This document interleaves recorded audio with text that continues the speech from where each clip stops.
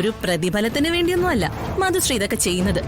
ഒരു ആത്മസംതൃപ്തി, അത്രേ ഉള്ളൂ. പക്ഷേ ഇത് ചെയ്തില്ലെങ്കിൽ എനിക്കൊരു തൃപ്തി വരില്ല. എന്റെ ലൈഫിൽ നല്ലൊരു ടേണിംഗ് പോയിന്റ് ഉണ്ടാക്കി തന്ന ആളല്ലേ. എന്നാ പിന്നെ ചൂടോടെ തന്നെ ഇതങ്ങ് പിടിച്ചോടി.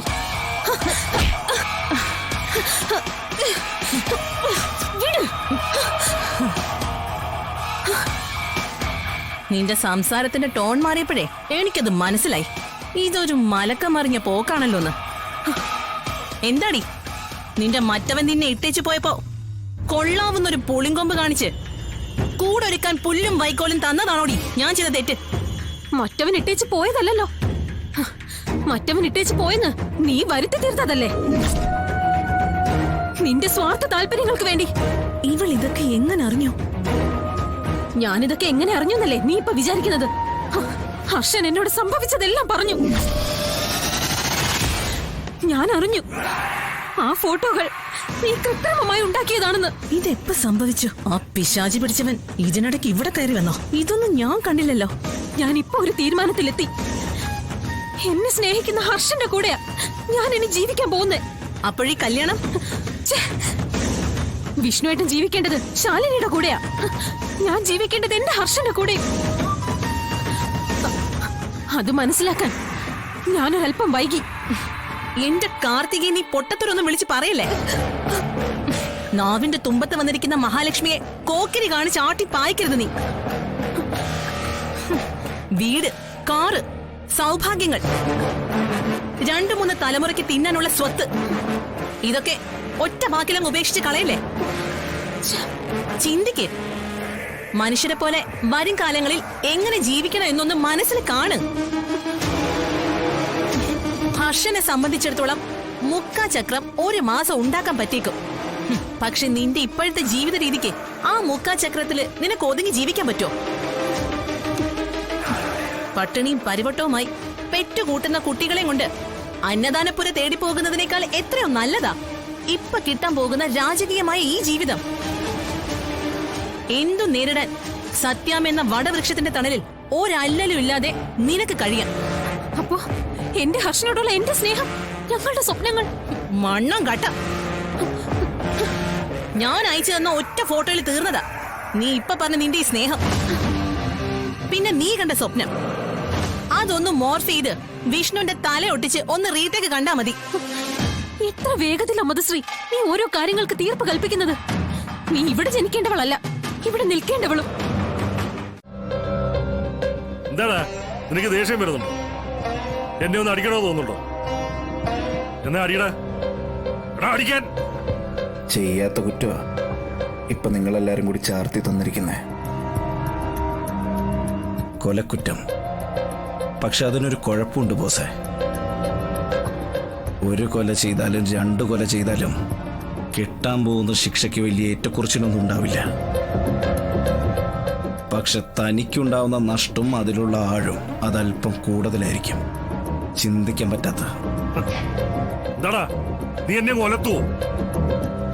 വേണ്ടി വന്ന എന്നെ കൊണ്ടത് ചെയ്യിക്കരുത് ബോസേ. നീ എന്താടാ എന്നെ ഭീഷണിപ്പെടുത്തുകയാണോ?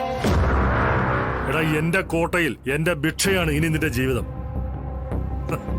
അതൊന്നും മുഴിപ്പിക്കാൻ സർവേശ്വരനോട് മുട്ടിപ്പായി പ്രാർത്ഥിക്കുന്നതിന് പകരം അധികാരം കയ്യിലുള്ളവനോട് നീ മുട്ടാൻ വരുന്നോടാ.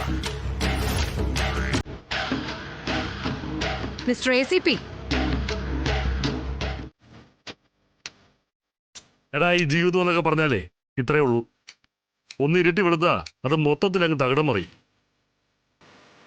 പട്ടുമത്തേ കിടന്നുറങ്ങേണ്ടവൻ ഒരു തെറ്റും ചെയ്യാതെ സിമെന്റ് തന്നെ കിടക്കേണ്ട ഒരു അവസ്ഥ.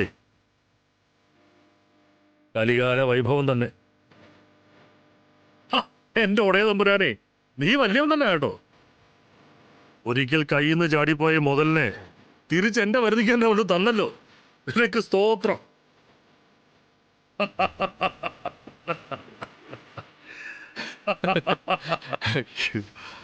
താനങ്ങനെ ചിരിക്കൊന്നും വേണ്ട. ഒരിക്കലേ ഇവനിവിടെ വിറപ്പിച്ച ഗുണ്ടയായിരുന്നു. ഗുണ്ടാ വിഷ്ണു. പണം പിരിപ്പിക്കലായിരുന്നു ഇവന്റെ പണി. ഒരരപ്പിരി സെറ്റപ്പ്.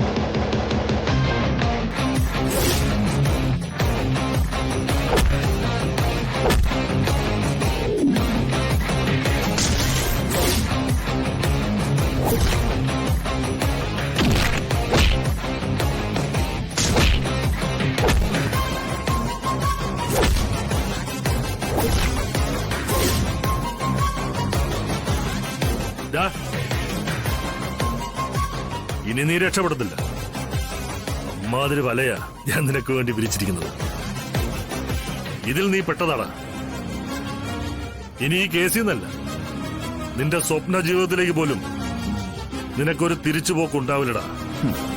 ചന്ദ്രബോസ് എന്ന ACP സാർ എന്നെ പോലെ ഒരാളെ അറസ്റ്റ് ചെയ്യുമ്പോഴേ ഞാൻ വിചാരിച്ചു, അറുത്ത് പൊട്ടിച്ച് വരാൻ പറ്റുന്ന വലക്കണ്ണികളെ കൊണ്ടല്ല എന്നെ പൂട്ടിയിരിക്കുന്നെന്ന്. എനിക്കെതിരെ തെളിവുകൾ ഉണ്ടാക്കുന്നതിലും മിടുക്ക് കാണിച്ചു. എല്ലാം മനസ്സിലുണ്ട്. ഇതുവരെ അവിടുന്ന് ഇതുവരെയുള്ള യാത്രയിലൊക്കെ അതൊക്കെ ഇങ്ങനെ അടുക്കി പെറുക്കി വെക്കായിരുന്നു. കണക്കുകൾ തീർക്കാനാന്നോടാ? എങ്കിൽ നീ പാടുപെടും.